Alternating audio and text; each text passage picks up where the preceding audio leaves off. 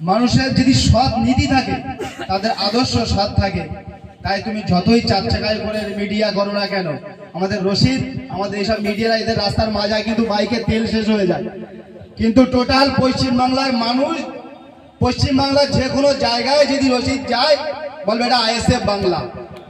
কোনো মায়ের লাল নেই বলে দেখাতে পারবে না পশ্চিমবাংলায় আমি অমুক টিভি, আমি অমুক টিভি, আমি অমুক টিভি। বাচ্চা ছেলেটা যেখানে যাবে এক কথায় চিনে নেবে যে এটা আইএসএফ বাংলা, এটা সুবিদ, এটা শাকিরুল ভাই, এটা আমাদের ওই রাজীব ভাই। পশ্চিমবাংলায় গর্ব করে যে কোনো জায়গায় যাবে এক চান্সে চিনে। কেন?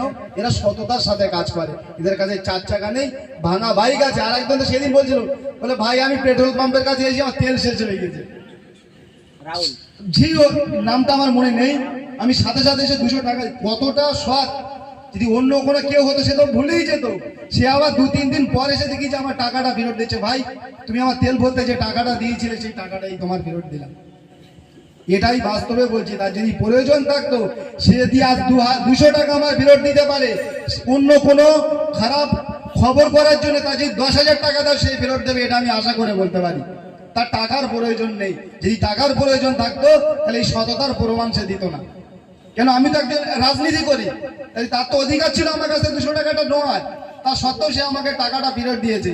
এই জন্য এদেরকে এত ভালোবাসি, আর এই জন্য মানুষ এদের মন থেকে মেনে নিয়েছে। সতের সাথে, হকের সাথে যারা লড়াই করবে, যেরকম আমরা লড়াই করছি, সাধারণ মানুষ যেভাবে লড়াই করছে, আমাদের হোসেন ভাই যেরকম লড়াই করছে, লড়াইয়ের কোনো রং হয় না। হকের জন্য লড়াই করতে গেলে কোনো নির্দিষ্ট রং প্রয়োজন হয় না। যেখানেই অন্যায় দেখবে সেখানেই প্রতিবাদ করতে হবে। মানুষ তোমার এমনি আর তোমার বুকে টেনে নেবে। এটাই হলো আদর্শ। সেই আদর্শ এইসব বাচ্চাদের ভিতরে দেখি, ওই জন্য ভালো লাগে। তো আশা করছি আপনারা এইভাবে এগিয়ে চলুন, আমরা আপনাদের সাথে আছি। যতটা আমাদের ক্ষমতা, যতটা আমাদের নেতাদের ক্ষমতা, সব সময় সর্বদাই আমরা তোমাদের পাশে আছি।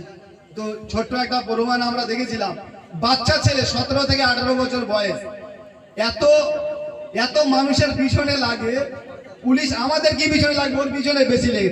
রাত 1টার সময় দেখছি চন্দননিশা থানায় ওর অ্যারেস্ট করে নিয়ে গেছে। তা ও জানে যে আমি যে কাজটা করি, আমি যাদের জন্য হকের জন্য লড়াই করি, আমার নেতারা আমার যাদের জন্য লড়াই, তারাও এক ডাকে আমার জন্য হাজির হবে। এটাও গর্ব করে বলতে পারবে। কি ঠিক তো? সেই জন্য ওরাও লড়াই করতে সাহস পায়, হকের জন্য খবর করতে সাহস পায়। আরেকটা জিনিস, যে সাংবাদিকতা করতে গিয়ে জেল খাটতে হয়, এও একটা নজিরবিহীন ঘটনা। যে সাংবাদিকতা করতে গিয়ে 3 মাস জেল কাটতে হয়, হকের জন্য লড়াই করতে হলে 3 মাস জেল কাটতে হয়। আমার শাহরুখ ভাই সেটা দেখিয়েছে, জেল কেটে কি দোষ ছিল তার? হকের জন্য লড়াই করে, হকের খবর করতে গিয়ে, মানুষের কাছে সত্যতা তুলে ধরতে গিয়ে আজকে ওকে জেল কাটতে হয়েছে। তো আশা করছি জেল কেটে কি ওর কি নামটা ডুবে গেছে? ও চুরি করে জেল কেটেছে? তো আজকে হকের জন্য লড়াই করতে গিয়ে, সততার কথা তুলে ধরতে গিয়ে আজকে ও জেল কাটতে হয়েছে।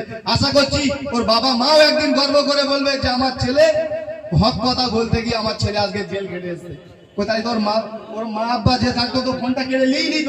আশা করে বলতে পারি আরো দামি কোনো রাতে তুলে দিয়েছে, যে যা তুই যে লড়াই করছিস, মানুষের অসহায় মানুষের জন্য যে লড়াই করছিস, আমি আমাদের বাপ মায়ের তরফ থেকে সাপোর্ট করছি, তুই আরো এগিয়ে যা। ঠিক বললাম তো?